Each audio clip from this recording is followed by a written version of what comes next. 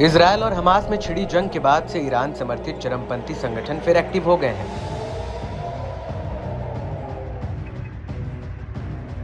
फिलिस्तीन के समर्थन में इन आतंकी संगठनों ने इजरायल की नाक में दम कर दिया है। गाजा में हमास लड़ाकों से लड़ रही इजरायली सेना को इराक के प्रतिरोध गुटों का सामना करना पड़ रहा है। ईरान की छत्रछाया में फले फूले ये संगठन अब कठपुतली की तरह ईरान के इशारों पर नाच रहे हैं।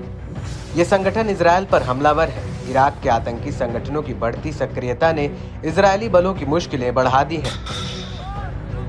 इराक के इस्लामिक प्रतिरोध ने सीरिया के इजरायली कब्जे वाले गोलान हाइट्स में एक महत्वपूर्ण लक्ष्य पर हमला करने का दावा किया है।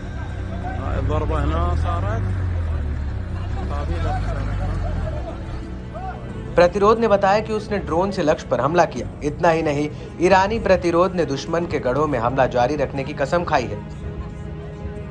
साथ ही दावा किया कि लड़ाकों ने इजरायली कब्जे का विरोध करने, गाजा में लोगों का समर्थन में और फिलिस्तीनी नागरिकों के नरसंहारों के जवाब में इस ऑपरेशन को अंजाम दिया।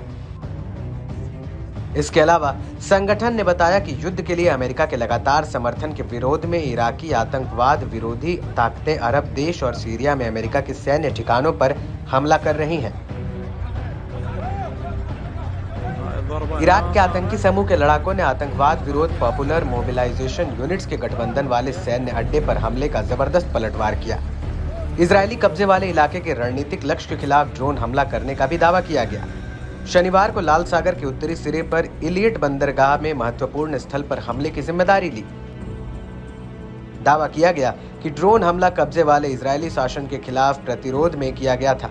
बताया गया कि यह हमला इराकी संप्रभुता के गंभीर उल्लंघन और हशद अल शाबी शिविरों पर हमले के जवाब में भी हुआ।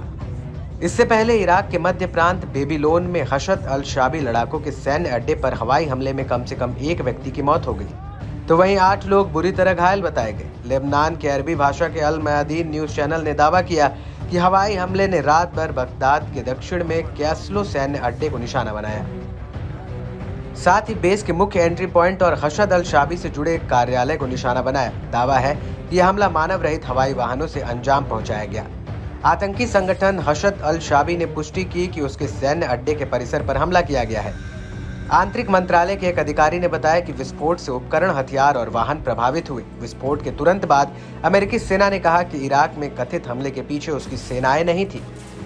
वहीं दाएश आतंकी समूह से लड़ने के लिए बनी अमेरिकी नेतृत्व वाले सैन्य गठबंधन ने भी बयान जारी कर कहा कि उसने इराक में उन इलाकों पर हमला नहीं किया। अहम बात यह है कि इराकी सैन्य अड्डे पर विस्फोट ऐसे समय में हुआ है जब इराक में इस्लामिक प्रतिरोध ने तब तक अपनी जवाबी कार्रवाई जारी रखने की कसम खाई है जब तक कि इजरायल गाजा में अपना नरसंहार बंद नहीं कर देता। बता दें कि बीते साल अक्टूबर की शुरुआत में इजरायल की ओर से गाजा में नरसंहार युद्ध शुरू करने के बाद से इराक के प्रतिरोधी संगठन इजरायली ठिकानों पर कई हमले कर रहा है।